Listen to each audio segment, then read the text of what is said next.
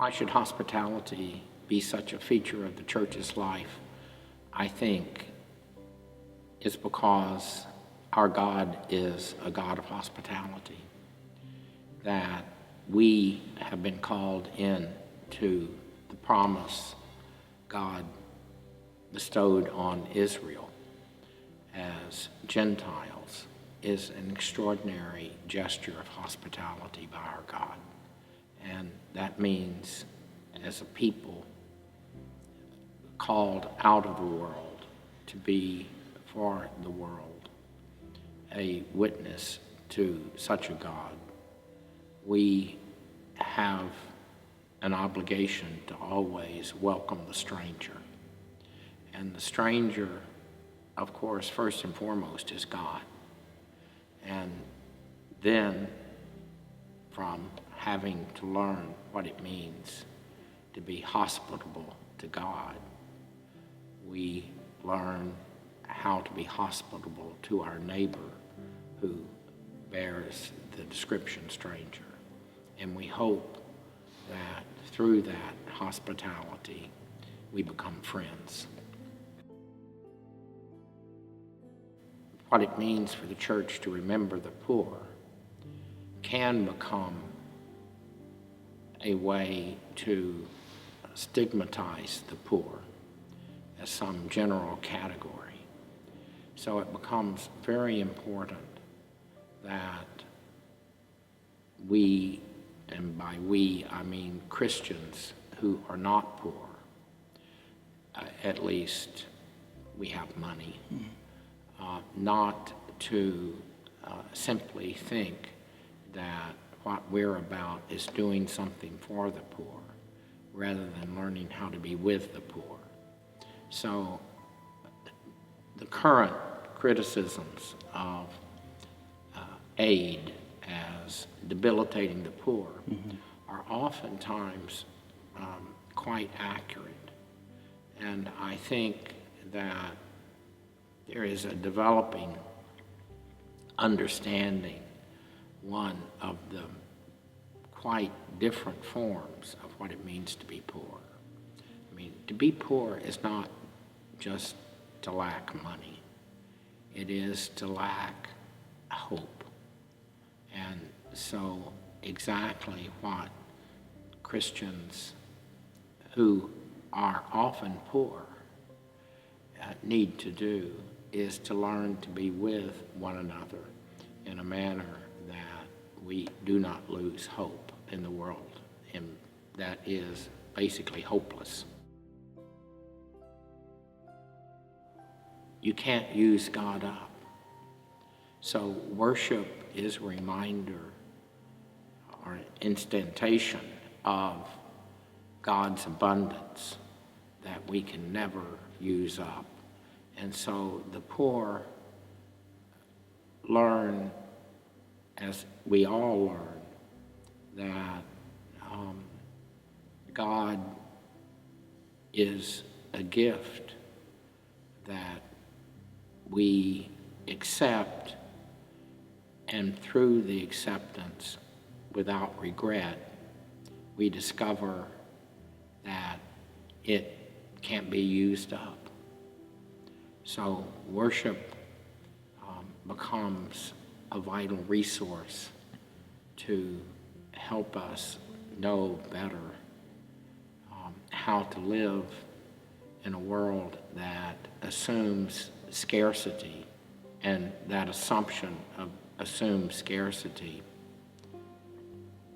makes God a zero-sum game. And God is not a zero-sum game. You can't use him up.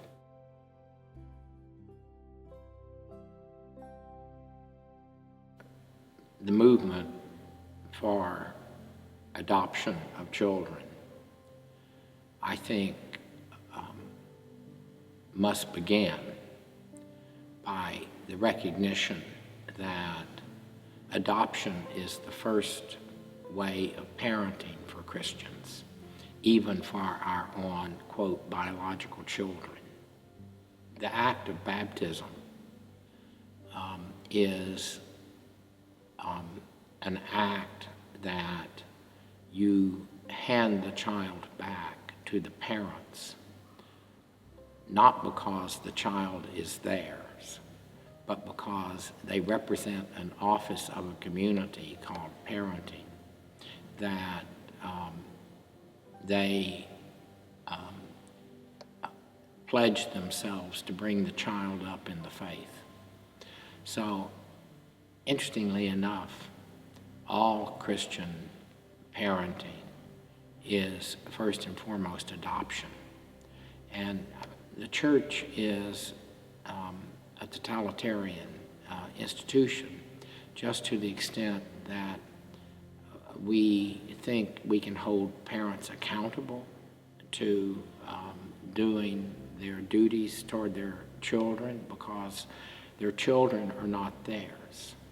They are God's, and the people of the whole church has responsibility for each child. So parenting is the naming of obligations that the church as a whole has, but must find concrete expression in people who pledge not to abandon this child. One of the problems that we confront today is the presumption.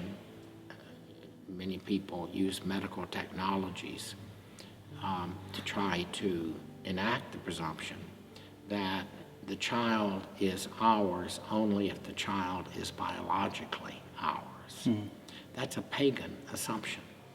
And we as Christians do not think that biology makes a parent.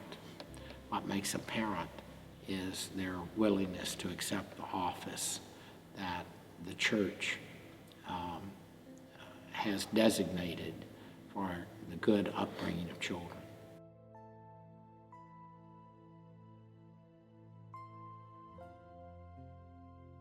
Well, first of all, I think part of the problem is that people think they're not sure why they're having children to begin with, but they think if they have a child, it's just an imposition of will onto the world in which they thrust the child into existence.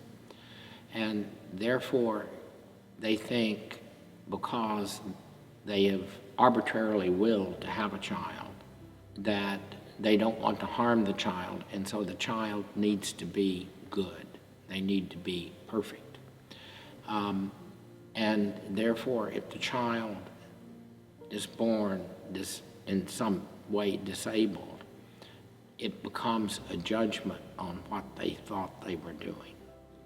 So it becomes extremely important that we recognize that children are gifts that change our expectations of ourselves and of the world. And those expectations need to be changed because we have all the time in the world as Christians to have children, some of who we will discover are not like us. And that's a great good. So that's where I think you have to start with thinking about what it means to receive children who we unfortunately call disabled into our lives.